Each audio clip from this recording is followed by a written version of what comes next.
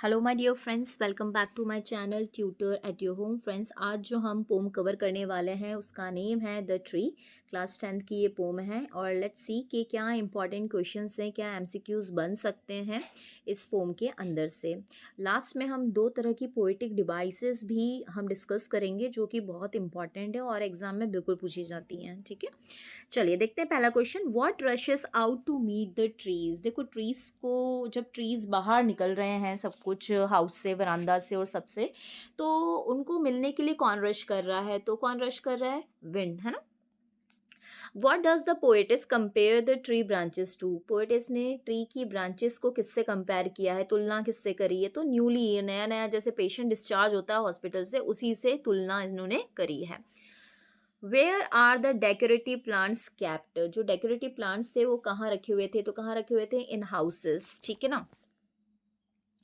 What type of trees are describe in the poem the trees. Trees जो poem है उसके अंदर कैसे ट्रीज की डिस्कशन हुई है?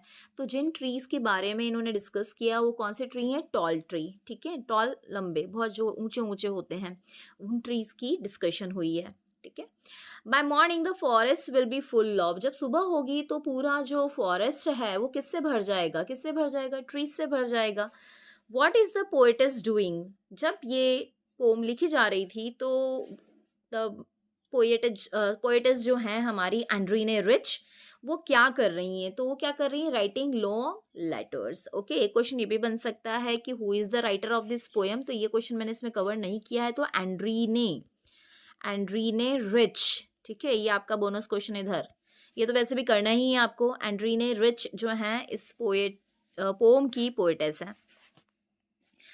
The pieces of the moon can be seen in the crown of which tree। जो pieces है मून के, जो मून के जो ऐसे ऐसे टुकड़े हैं, है ना, कहाँ से, किस क्राउन, किस ट्री के क्राउन से देखे जा सकते हैं? अब ये क्राउन क्या होता है? क्राउन एकदम टॉप पार्ट होता है ना किसी भी ट्री का, वो क्या कहलाएगा? क्राउन कहलाएगा।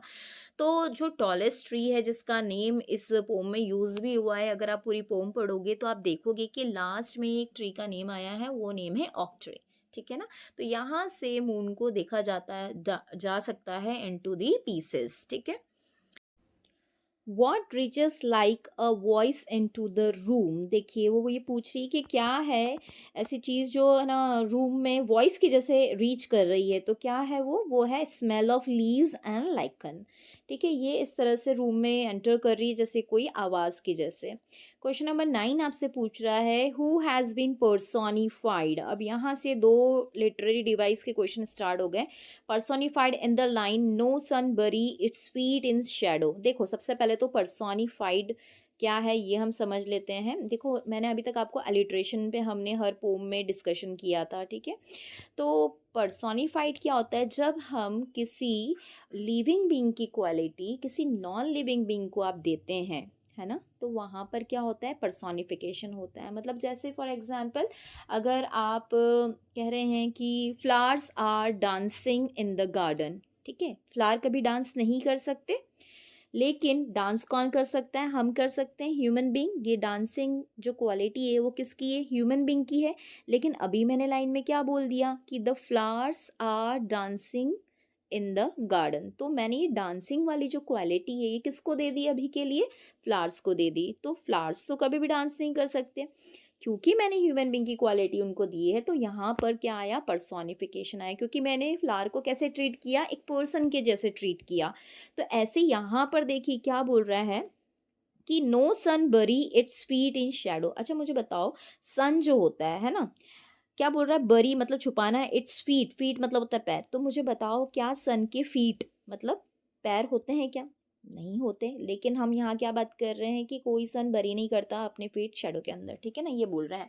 तो सबसे पहले बात तो सन को पर्सोनिफाइड किया है और क्या बताया है? As a human being. और क्या बोला है? कि उसके फीट हैं। तो उसके फीट होते नहीं हैं। तो ये पूछ रहा है आपसे कि किसको पर्सोनिफाइड किया है इस लाइन के अंदर? तो सन को किया, सन को किया है, क्योंकि सन को हम क्या बोल रहे हैं? एज अ पर्सन ट्रीट कर रहे हैं और हम ये बोल रहे हैं कि उसके क्या है? फीट हैं, जबकि सन के कोई फीट नहीं होते। तो ये जब होता है तो वहाँ पर्सोनिफाइड होता है, या आप बोल सकते हैं पर्सोनिफिकेशन होता है। ठीक है। Name the literary device use and the moon is broken like a mirror. अब ये लाइन बहुत इंपॉर्टेंट है और बहुत आसानी से मैं आपको समझा दूंगी कि इस तरह की लाइन में अगर हमको पता करना है कि कौन सी लिटरेरी डिवाइस यूज हुई है तो कैसे पता करेंगे। देखो यहाँ लिखा है the moon is broken like. अब मून ब्रोकन मतलब मून टूटा हुआ तो है, लेकिन किसके जैसे? मिरर के जैसे। जब मिरर नीचे गिरता है तो टुकड़ों में, बहुत सारे टुकड़ों में बिखर जाता है ना, तो मून भी इसी तरह से टूट चुका है। किसकी तरह? मिरर के जैसे। तो जब भी किसी लाइन में, ध्यान से सुनना, जब भी किसी लाइन में लाइक या एज आता है, क्योंकि हम कंपेयर कर रहे हैं ना यहाँ पर, किसके जैसे? यहाँ पर किसके जैसे हो रहा है? मिरर के जैसे। तो जब भी किसी लाइन में लाइक या एस आ रहा है तो वहाँ पर क्या होगा? सिमिली। सिमिली होता है मतलब सिमिलर वे में आप उसको देख रहे हैं, है ना, इसलिए वहाँ क्या बोला जाएगा? सिमिली। सिमिली तभी बोलेंगे हम जब सेंटेंस में लाइक या एज वर्ड हो, है ना। यहाँ पर ऐसा भी हो सकता था the moon is broken as a mirror, लेकिन इन्होंने लाइक वर्ड यूज़ किया। अब क्योंकि यहाँ पर लाइक है तो हम कंपेयर कर रहे हैं, बता रहे हैं कि मून किसके जैसे टूटा हुआ दिख रहा है? बिल्कुल मिरर के जैसे। तो यहाँ पर क्या होगा? सिमिली होगा। ठीक है, याद रह जाएगा ना कि लाइक और एज हो तब क्या लगाएंगे? मिरर। और ये भी चीज़ ध्यान रखना कि वहाँ पर दो कोई ऑब्जेक्ट होने चाहिए, मतलब कोई नाउन होने चाहिए जिनके बीच में कंपैरिजन हो रहा है। पर्सोनिफाइड कब होगा? ये आपको आ गया ना समझ में? पर्सोनिफाइड कब होगा? जब आप किसी नॉन लिविंग थिंग को क्वालिटी दे देंगे, किसी ह्यूमन बींग की, किसी लिविंग बींग की, तो वहाँ लाइन में क्या होगा? पर्सोनिफिकेशन होगा। यहाँ पर्सोनिफिकेशन क्या हो रहा था? सन हो रहा था। ओके, सो ये थे हमारे 10 इंपॉर्टेंट क्वेश्चन। आई होप आपको ये क्वेश्चंस समझ में आए होंगे। और पोएम बहुत इंटरेस्टिंग है, ये थोड़ी सी लैंग्वेज हाई है इस पोम की, तो इसको अच्छे से पढ़ के समझ के आप जाइएगा, है ना।